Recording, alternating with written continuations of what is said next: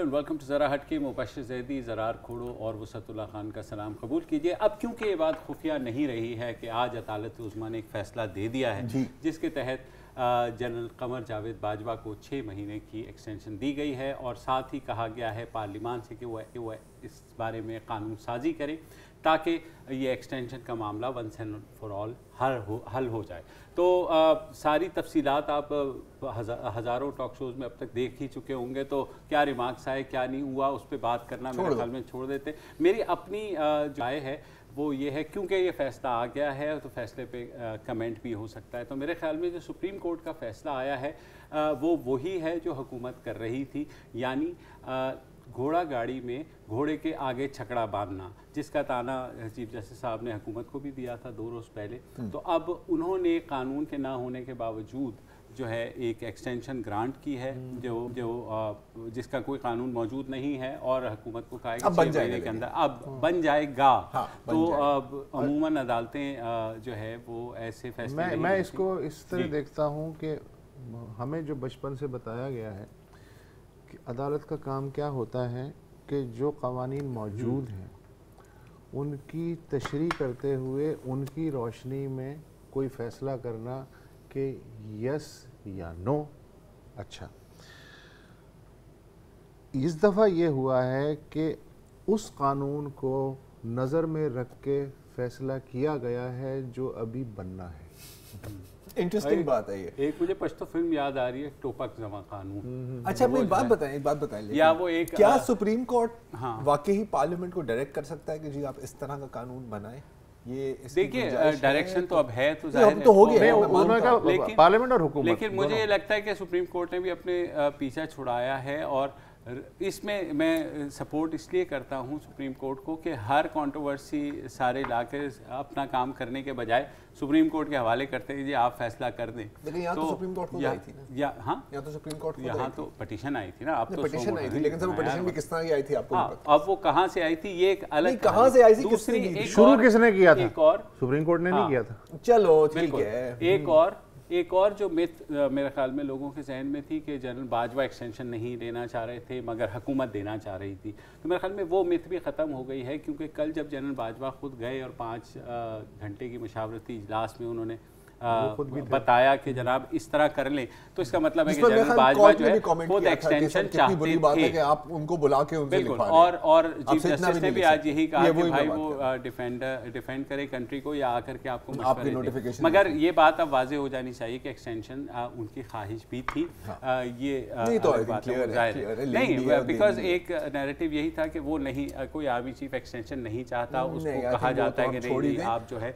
एक तो सवालात हैं इसके ऊपर, मैं सिर्फ कंफ्यूजन थोड़ी सी क्लियर करना चाह रहा हूँ, क्योंकि जब मैंने पहले सुना कि 6 महीने की एक्सटेंशन और फिर मैंने अज्यूम किया extension before the actual extension जो भी, फिर मैंने अज्यूम किया कि अगर 6ठे महीने में ये कानून आ जाता है तो इनकी क्या पूरी मुद्दत फिर अगर फर्ज करो कि 3 साल की एक्सटेंशन मिलती है कानून के बाद, कानून में जो लिखा हुआ कानून में 5 साल भी लिख सकते हैं, मुझे नहीं पता, तो क्या 3.5 years बनती है या 3 years from the date of retirement start होती है? तो 3 years ही रहेगी। 3 years ही बनेगी, लेकिन अगर हुकूमत ने 3 साल वो किया, मेरा तो ये ख्याल है कि अब तो हुकूमत के ऊपर छोड़ दिया गया, तो वो तो रेट्रोस्पेक्टिव ताहियात भी कर सकते हैं, 5 साल भी कर सकते हैं, मतलब जो भी है 5 साल का वैसे पॉसिबल है ये।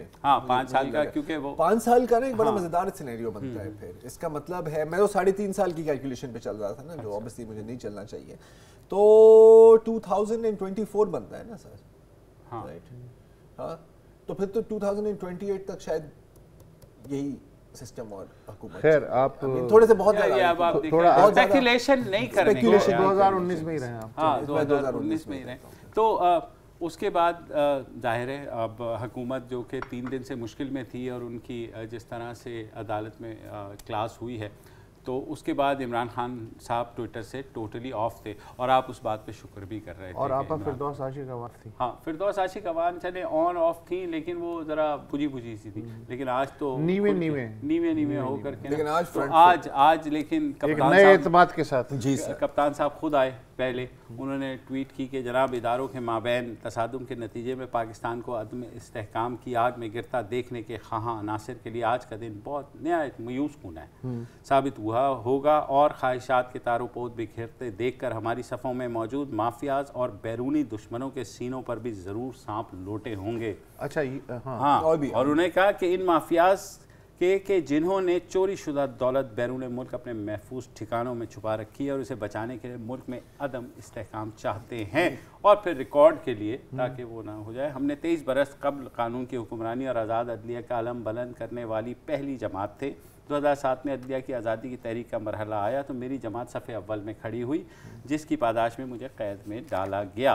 और फिर उन्होंने ज़ाहिर चीफ जस्टिस को, अब वो पहले वो कह रहे थे कि जनाब कमज़ोर और ताकतवर के लिए अलग कानून हो, लेकिन अब वो ज़रा उन्होंने कहा कि अच्छा चलो, तो उन्होंने कहा रिकॉर्ड ही के लिए चीफ जस्टिस आसिफ सईद खोसा का शुमार उन अजीम तरीन कानूनदानों में होता है जिन्हें पाकिस्तान ने जन्म दिया, चुनाचे मेरी निगाह में उनकी बुलंद पाया कदर व मंजिलत है। इमरान खान ओपनिंग बैट्समैन थे। इस ट्वीट से ये जाहिर होता है कि उन्होंने कहा अंदर की माफिया और बाहर की माफिया, जो भी उनका एक यूजुअल नैरेटिव है। उसके बाद 1 डाउन 2 डाउन 3 डाउन, उनके बाद आए प्रेस कॉन्फ्रेंस में बैठे हुए थे शहजाद अकबर साहब, अटॉर्नी जनरल अनवर मसूद साहब, फ़रूख नसीम साहब और फिरदौस आशिक ऐवान साहिबा। उन्होंने जो गुफ्तगू की उससे मुझे अंदाज़ा हुआ कि वो पंजाबी में कहते हैं ना, डिगया खोती तो गुस्सा कुम्हार थे, या कुम्हार पे बस ना चले तो गधे के कान ऐंठे जाएं। टारगेट क्या था? मीडिया। फ़रूख नसीम साहब जो अब तक साबिक वज़ीर क़ानून हैं, उन्होंने कहा कि मीडिया ने मनफी तबसरे उभारे और अदालती कार्रवाई के मस्बत रुख को पेश करने से गुरेज किया। मसलन जस्टिस मंसूर अली शाह ने कई बार मेरे बारे में कहा कि नसीम अच्छा काम कर रहा है, उसकी ड्राफ्टिंग सॉलिड है, वो ये मसला फौरी तौर पे हल करने की सलाहियत रखता है। मजाल है कि किसी न्यूज़ चैनल ने इसे भी ब्रेकिंग न्यूज़ के तौर पे चलाया हो। आप क्यों लेवल चेक कीजिए प्लीज़।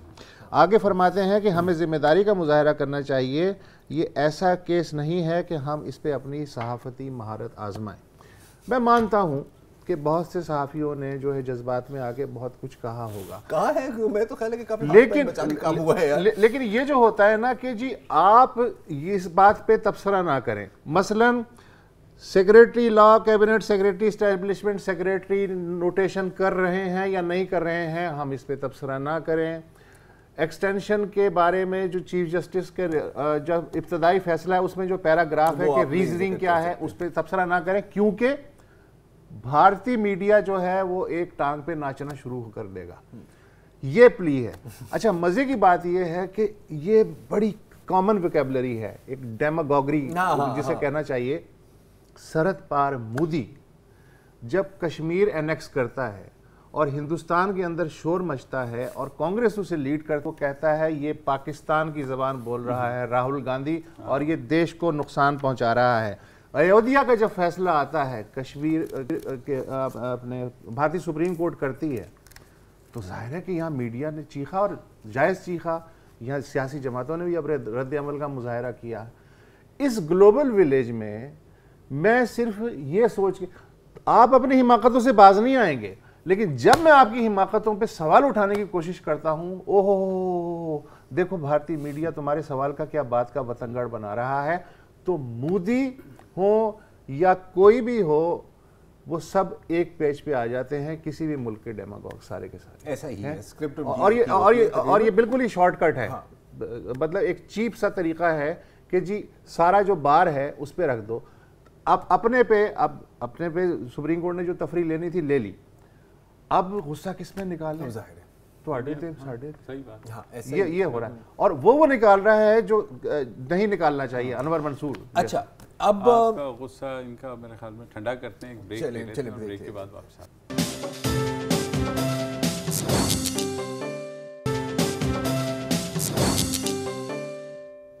वेलकम बैक जी। और बात आपको पता है क्या बात हो रही है, एक्सटेंशन और सुप्रीम कोर्ट के फैसले पे। और पता नहीं मुझे क्यों अब लग रहा है कि شاید یہ جو پورا سلسلہ جو پچھلے ہم نے 3-4 دن میں، اس کا کیا مقصد شاید سپریم کورٹ کا یہ تو نہیں تھا کہ یار کوئی ڈھنگ کا ڈرافٹسمین پکڑ، کیونکہ فیصل باوڑا صاحب نے کیا کہا تھا کہ کوئی کروڑ نوکریاں دیں گے نا، وہ مطلب یوں یہ نوکری تو 2 نوکریاں پکڑ لے، تو 1 کروڑ نوکریاں 10 ڈرافٹسمین رکھ لیں تو پھر 99,99,990 نوکریاں بچی۔ کسی نے بڑا اچھا ایک میم میں نے پڑھا کیا کہ 1 کروڑ نوکریاں دینے والوں نے جو اس ملک کی سب سے اعلیٰ نوکری تھی اس کو خطرے میں ڈال دیا۔ well you know to make an omelette you have to break some eggs نا، تو اس کے چکر میں 10 اور ڈرافٹسمین مل جائیں گے، بہت اچھی بات ہے، بہت اچھی بات ہے، لوگوں کو روزگار ملے گا۔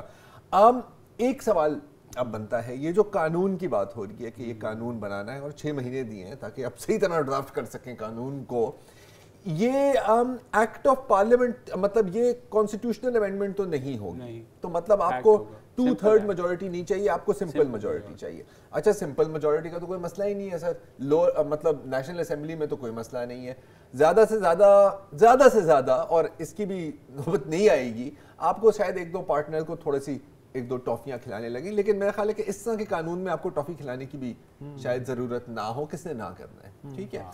اب مجھے جو اور اس میں ہنسنا منع ہے، جو اگلی بات میں کروں گا، اب اچھا اب لوگ کہہ رہے ہیں کہ نہیں سر آپ نہیں سمجھ رہے، گیم ابھی باقی ہے میرے دوست، کیونکہ اس کے بعد وہ سینٹ میں جائے گا اور سینٹ میں اپوزیشن کی اکثریت ہے، اور آپ دیکھنا کہ سینٹ جس طرح انہوں نے صادق سنجرانی کو چیئرمین شپ سے ہٹا دیا، سر گیا سنجرانی، اسی طرح یہ بھی، اسی طرح جس طرح وہ مطلب مولانا کے دھرنے میں وہ ہیلو ہم بھی ہیں اور پھر نکل گئے وہاں سے، لیکن یہ وہی قوم ہے جو سمجھ رہی تھی کہ مولانا صاحب انقلاب لائیں گے۔ آج شیخ رشید سے بھی یہی سوال ہوا تھا کہ جی سینٹ میں آپ کو مشکل نہیں پیش آئی، کہنے کہ نہیں کوئی مشکل نہیں پیش آئے گی، اس لیے کہ جو سمجھانے کے ایکسپرٹ ہیں وہ انہیں سمجھا دیں گے۔ ایسا ہی ہے سارا مسئلہ جو دیکھیں سر، آپ ایک آخری بات کروں گا، کیسے دیکھیں جو سلیکٹڈ کے نعرے لگاتے ہیں نا، اگر میں مطلب اپنی دل کی بات کروں تو اصل میں مسئلہ تو ان کو یہ ہے نا کہ سر سانو بھی سلیکٹ کر لے نا سر، تو بات وہی ہے، ایسا ہی بنتا ہے۔ لیکن مجھے اس فیصلے سے again getting back on the decision, نظریہ ضرورت کے تحت جو فیصلے دیے جاتے ہیں نا وہ ایک بیڈ پریسیڈنٹ سیٹ کرتے ہیں۔ مسئلہ یہ ہے کہ آئندہ اگر یہ ایکٹ بن گیا اور اس میں تحریر ہو گیا تو ہر آرمی چیف آنے والا لیجیٹیمیٹ ایکسپیکٹینسی، ایک جورسپروڈنس میں بڑا لفظ یوز ہوتا ہے، وہ ہو جائے گی اور وہ کہے گا مجھے بھی ایکسٹینشن دیں، ٹھیک ہے، اور یہ پھر ایک چکر کہنے کی ضرورت ہی نہیں ہے، بیکاز لا از کہتا تو بالکل لا ہے، تو پھر تو اس کا مطلب ہے کہ پھر آپ ٹینیور یا ڈبل کر دیں۔ دیکھیں لیکن اچھا لیکن جو نظریہ ضرورت ہے نا، یا دیکھیں ایک چیز میں کیا چیف جسٹس نے یہ کہا ہے کہ جو لا بنے اس میں ٹینیور مینشن کیا جائے؟ جی نہیں، انہوں نے شاید یہ کہا ہے کہ اب مطلب نیا اگر جنرل بنتا ہے تو اس کا ٹینیور فکس کریں کہ 3 سال کا ہوگا یا 4 سال کا، لیکن شاید ایکسٹینشن کا ٹینیور نہیں۔ سر ایکسٹینشن کے لیے ہی تو یہ قانون بن رہا ہے۔ نہیں لیکن جو وہ سب ایک الگ بات کر رہے ہیں، میں بالکل الگ بات کر رہا ہوں کہ فرض کریں کہ ایک دن تو چیف آف آرمی اسٹاف کوئی بھی ہو ریٹائر تو ہوتا ہے، اس کے بعد جو نیا چیف آف آرمی اسٹاف آئے گا اس کی جو مدت ہے پہلی وہ 3 سال ہوگی یا 4 سال ہوگی، میرا خیال ہے مراد چیف جسٹس کی یہ تھی، 3 سال تو ہے آلریڈی لا میں ہے نا، لیکن اس کو لکھا جائے گا سن تو لے نا، لکھا ہے نا جس کے تحت وہ بھائی 243 کے تحت انہوں نے کہا ہے نا کہ وہ اس میں جو بھی ہو امینڈ کر کے مینشن کیا جائے ساری ڈیٹیل، 3 سال یا 4 سال وٹ ایور لکھا جائے، مگر ایکسٹینشن وہ تو ایک ثوابدیدی اختیار ہے صدر مملکت کا کہ وہ 6 مہینے کی دے، سال کی دے، 2 سال کی دے، 3 سال کی دے، لیکن وہ ایکسٹینشن کی مدت نہیں لکھی جائے گی۔ مدت نہیں، ایکسٹینشن کی نہیں لکھی جائے گی، جب ایکسٹینشن کا لفظ آ جائے گا، میرا کہنا ہے۔ دیکھیں آپ یار چھوڑ دیں نا یار، یہ آپ مطلب یہ آپ کو آم کھانے سے آپ وہ پیڑ گرنے سے ہے یار۔ دیکھو نظریہ ضرورت کی، آم ہم کھا رہے ہیں، جو بھی کوئی تو کھا رہا ہے نا، گٹھلی تو گٹھلی بھی نہیں مل رہی ہے، کبھی کبھی گٹھلی مل جاتی ہے if you ask nicely۔ دیکھیں نظریہ ضرورت کو لوگ ایسے اس بارے میں بات کرتے ہیں کہ جیسے یار یہ صرف کوئی پاکستان کی چیز ہے یا یہ کوئی مطلب انٹرنسکلی بری چیز ہے، وہ دنیا کی کون سی چیز ہے جو نظریہ ضرورت؟ پچھلے ایک چیف جسٹس چونکہ اسے دفن کر چکے ہیں بقول ان کے، اس لیے ہم بات آپ نے ڈریکولا مووی دیکھی ہے نا، وہ ہر دن دفن ہوتا ہے پھر وہ دوبارہ اٹھ جاتا ہے نا یار، وہ بھی اسی طرح ہی ہے نا یا پوری دنیا نظریہ ضرورت پہ چلتی ہے۔ نظریہ ضرورت آپ اور ہم بھی نظریہ ضرورت اس کا مطلب ضرورتاً دفن ہو سکتا ہے اور ضرورتاً زندہ ہو، ایسا ہی ہے نا sir, that is the beauty of it. ساری ڈیبیٹ پتہ ہے کیا ہے، صرف نظریے پہ نہیں ہے کہ ضرورت کس کی. نہیں تو پھر یہ بات کرتے نا ایگزیکٹلی, اور پھر یہ بات کرتے کہ جس کی لاٹھی اس کی بھینس. نہیں تو سر تو میں تو کب کہا ہے کہ ایسا نہیں ہے, ایسا ہی تو ہے.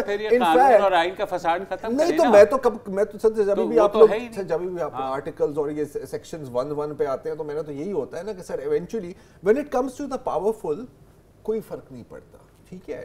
وہاں پر انفیکٹ ان طرح کی لیول پہ جب باتیں آتی ہیں تو میں کہتا ہوں کہ ایک لائن ہے آپ کی, اور اگر آپ صرف یہ لائن ہی بولتے رہے نا آپ کامیاب تجزیہ کار ہوں گے. اور پتہ کیا ہے کہ کچھ نہیں ہونے والا, آرام سے بیٹھ جاؤ.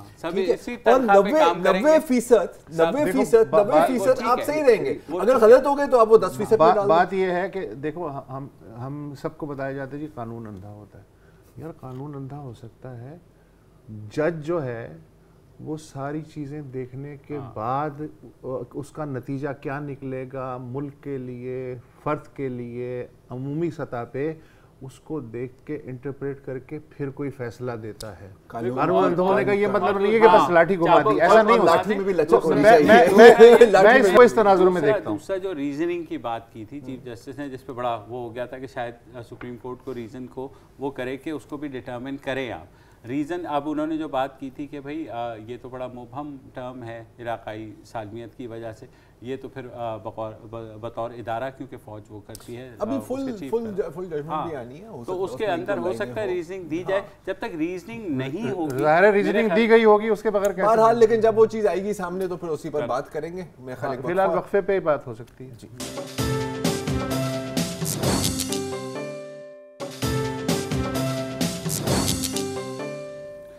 Welcome back. اور کل بروز جمعہ پروگریسو اسٹوڈنٹس کلیکٹیو کے تحت ملک کے بڑے شہروں میں یوم یکجہتی طلباء کی ریلیاں نکالی جا رہی ہیں. یہ ریلیاں جو ہیں اس وجہ سے ہیں کہ حالیہ جو مہینوں میں آپ نے بہت سی کمپلینٹس دیکھی جس میں بڑے پیمانوں پر تعلیمی اداروں میں یہ فیسوں میں اضافہ, نجی تعلیمی اداروں میں جو ہے ان کی طرف سے بہت زیادہ اضافہ کیا گیا, تعلیمی اداروں میں قانون نافذ کرنے والوں کی بڑھتی ہوئی مداخلت, یونین سازی کے حق میں کی بحالی, تعلیمی اداروں میں بڑھتی ہوئی جنسی ہراسگی, بدعنوانیوں کے فروغ اور سوال پوچھنے کی حوصلہ شکنی کے سلسلے میں منایا جا رہا ہے. یہ ہر سال منایا جاتا ہے مگر اس دفعہ جو ہے اسٹوڈنٹس کلیکٹیو نے کوشش کی ہے کہ اس جی نہیں میں سر ایک تھوڑی سی کرنا چاہ رہا ہوں. پروگریسو اسٹوڈنٹ کلیکٹیو ایک گروپ ہے اس میں, جو امبریلا مل کر ایک نہیں امبریلا گروپ ہے اسٹوڈنٹ ایکشنز کمیٹی, وہ ہے امبریلا گروپ, اور پھر کچھ انڈیویجول اسٹوڈنٹ تنظیمیں بھی ان کو جوائن کر رہی ہیں, پروگریسو اسٹوڈنٹس یونین ہے, پی ایس ایف ہے اور باقی سارا. تو حالیہ دنوں میں مہینوں میں ہم نے دیکھا بلوچستان یونیورسٹی کا اسکینڈل بہت زیادہ آیا, سندھ یونیورسٹی میں طلباء کے خلاف بغاوت کے مقدمے درج ہو گئے پانی مانگنے کے الزام میں. اور دوسری جگہ جو ایک گھٹن کا ماحول بن رہا ہے تعلیمی اداروں میں, جیسے جب کوئی بھی اسٹوڈنٹ جاتا ہے ایڈمیشن کے لیے تو پہلی جو اس سے انڈر ٹیکنگ لی جاتی ہے وہ یہ ہے کہ آپ کسی بھی قسم کی سیاسی سرگرمی میں ملوث نہیں ہوں گے, یعنی آپ نیوے ہو کے پڑھیں گے. اچھا, نہ صرف سیاسی سرگرمی, آپ پروٹیسٹ نہیں کریں گے, یہ سیاسی سرگرمی. اور سیاسی سرگرمی کا مطلب پتہ کیا, اگر بسوں کی کمی کے خلاف احتجاج ہے وہ بھی, اگر پانی نہیں آ رہا ہے اس کے خلاف احتجاج وہ, اس پہ آپ ریسٹیکیٹ بھی ہو سکتے ہیں, بغاوت کا مقدمہ بھی, ڈگری بھی کینسل ہو سکتی ہے. لیکن بہرحال تو ہمارے ساتھ موجود ہیں لاہور عروج اورنگزیب اور زاہد علی. یہ دونوں جو ہے اس ساری یونین جو ہے اسٹوڈنٹس کی اس کے منتظمین بھی ہیں, اور ان کی کوشش یہی ہے کہ ملک بھر میں ان کا کہنا ہے کہ 40 مقامات پہ کم از کم یہ ریلیاں ہوں گی, اور Lahore being the centre of اس سارے انیشیٹو کا. تو ہم انہی سے شروع کرتے ہیں. السلام علیکم عروج اور زاہد. وعلیکم السلام. وعلیکم السلام. تو کیا امید ہے سب سے پہلے تو کہ ہر سال یہ ریلیاں ہوتی ہیں, اور اس سال کیا نیا ہونے جا رہا ہے؟ جی دیکھیں, یہ جو اسٹوڈنٹ سولیڈیرٹی مارچ ہے یا طلبہ یکجہتی مارچ ہے, یہ پچھلے سال پروگریسو اسٹوڈنٹس کلیکٹیو نے یہ انیشیٹو لیا تھا, اور جو پچھلے سال طلبہ یکجہتی مارچ ہوا تھا وہ پہلا مارچ تھا جو کہ 30 نومبر کو ہوا تھا. اس سال کا جو مارچ ہے اس میں ایک منفرد جو بات ہے وہ یہ ہے کہ 2 اور 3 نومبر کو لاہور کے اندر پروگریسو اسٹوڈنٹس کلیکٹیو نے ہی ملک کی کوئی 15 سے 20 جو ترقی پسند اور قومی سوال پہ جو اکٹھی ہوئی طلبہ تنظیمیں ہیں ان کو ہوسٹ کیا، اور اس کے اندر جو ہے وہ اسٹوڈنٹ ایکشن کمیٹی کا قیام جو ہے وہ عمل میں آیا. تو اس دفعہ جو مارچ ہونے جا رہا ہے وہ اسٹوڈنٹ ایکشن کمیٹی کے امبریلا کے نیچے اس وقت تک جو ہمیں کانفرمیشنز ملی ہیں ملک کے 45 سے زائد شہروں میں یہ مارچ 29 نومبر کو یعنی کل ہوں گے. اور لاہور کے اندر جو مارچ ہو رہا ہے اس کے اندر پروگریسو اسٹوڈنٹس کولیکٹیو اس کو مین لیڈ کر رہی ہے. اس کے ساتھ ساتھ اسٹوڈنٹ ایکشن کمیٹی کی جو دوسری تنظیمیں ہیں جن میں RSF ریولوشنری اسٹوڈنٹ فرنٹ اور پیپلز اسٹوڈنٹ فرنٹ جو ہے وہ شامل ہیں. تو جو لاہور کا مارچ ہے وہ 29 نومبر کو 2 بجے دن استنبول چوک سے شروع ہوگا اور پنجاب اسمبلی تک ہم مارچ کرتے ہوئے جائیں گے. اچھا اب عروج، اب اس سے پہلے کہ آپ کی باقی مطالبات پہ ہم بات کریں، اسٹوڈنٹ یونینز، یہ ایک لحاظ سے جب ہم اسٹوڈنٹ یونین کا ذکر کرتے ہیں تو ایک دم ایک کنٹروورسی چھڑ جاتی ہے، کیونکہ اکثر لوگ سمجھتے ہیں کہ آپ پولیٹیکل پارٹیز کی اسٹوڈنٹ ونگز کے بارے میں بات کر رہے ہیں، اینڈ 90% آف دا ٹائم ایک نیگیٹو امپریشن ہی جاتا ہے اور اس کی بھی پیچھے ٹھوس وجوہات ہیں کیونکہ سب کا ایک ایکسپیرینس رہا ہے. تو آپ اگر تھوڑا سا کلیئر کر لیں ہمارے لیے بھی اور ناظرین کے لیے کہ جب آپ اسٹوڈنٹ یونینز کی بات کرتے ہیں what do you mean exactly؟ پہلے تو یہ بات کہ یہ جو پرسیپشن جاتا ہے کہ جو اسٹوڈنٹ یونینز ہوں گی وہ پولیٹیکل پارٹیز کی کوئی پتہ نہیں شاید ان کی چھوٹا ماؤتھ پیس ہیں، تو یہ بالکل غلط ہے اور یہ ہونا ہی نہیں چاہیے. پہلی بات تو یہ امپریشن جانا، ہم اس کے بھرپور خلاف ہیں. آپ اس کے خلاف ہیں، ہم بھی اس کے خلاف ہیں. ہم یہی بات کر رہے ہیں کہ جو اسٹوڈنٹ یونینز تھی ان کو ان کا حق نہیں ملا. 84 میں وہ بین ہوئی اور اس کے بعد سے ابھی تک ہم نے، یعنی کہ میں نے اپنی زندگی میں اسٹوڈنٹ یونینز کا ذکر نہیں دیکھا، یا مجھے شعوری طور پہ اسٹیٹ کی طرف سے جو اس کی ذمہ داری بنتی ہے شعور دینا، اور ایجوکیشن سسٹم کی طرف سے جو اس کی ذمہ داری بنتی ہے کہ آپ کو تعلیم دی جائے، جس کا مطلب ہے علم دیا جائے، آپ کو انفارمیشن ہو، یعنی کہ زندگی گزارنے کے لیے نا. تو ہمیں یہ نہیں پتہ چلا کہ یونینز بھی کوئی چیز ہوتی ہیں.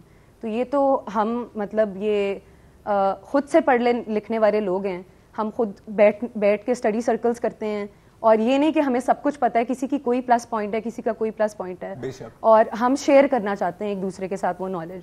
تو ہم پہ یہ بھی الزام لگتا ہے کہ ہم جو ہیں کلاسز بنک کرنا چاہتے ہیں. نہیں، ہم اسٹڈی سرکلز اس لیے کرانے پہ مجبور ہیں کیونکہ یونیورسٹی کے اندر وہ موقع ہمیں نہیں دیے جا رہے. تو یہ والی بھی جو بات آپ نے کی ہے کہ پولیٹیکل پارٹی کے ونگز ہوں گے، تو نہیں، بالکل ہمارا اس میں کنسنسس ہے آپ کے ساتھ کہ ایسا ہونا ہی نہیں چاہیے. ہم یہ کہہ رہے ہیں کہ اسٹوڈنٹ یونینز جو ہوتی ہیں نا، وہ آپ کے سامنے، یونین سازی کا مطلب کیا ہوتا ہے؟ یونین ایک یونٹی، اونو، اتحاد کا روٹ ورڈ کیا ہے اور اس کا معنی کیا ہوتا ہے؟ تو یہ آپ خود سوچیں. تو اس کا اصل تو یہ ہے نا کہ ہم جو ہیں وہ ایک ریپرزنٹیشن دے سکیں اپنی سیاسی زندگی کے بارے میں. اور ہم یہ بھی سنتے ہیں کہ کہتے ہیں کہ سیاست کرنا چاہتے ہیں اسٹوڈنٹس، تو ہم سیاست کا بھی مطلب جو اصل معنی ہیں اس کے اوپر بات کر لیں اگر، تو سیاست میں تو آپ نے اپنی زندگی کے فیصلوں کے اندر پارٹیسپیشن کرنی ہوتی ہے نا. ہم اس کو سمجھنے کی بات کر رہے ہیں، ہم مطلب ریالٹی میں آنے کی بات کریں، اس کے لیے یونین سازی کا عمل بہت ضروری ہے. وی ہیو ٹو انٹرپٹ، ایک چھوٹی سی بریک لینی ہے اور بعد واپس آتے ہیں تو آپ سے بات کرتے ہیں.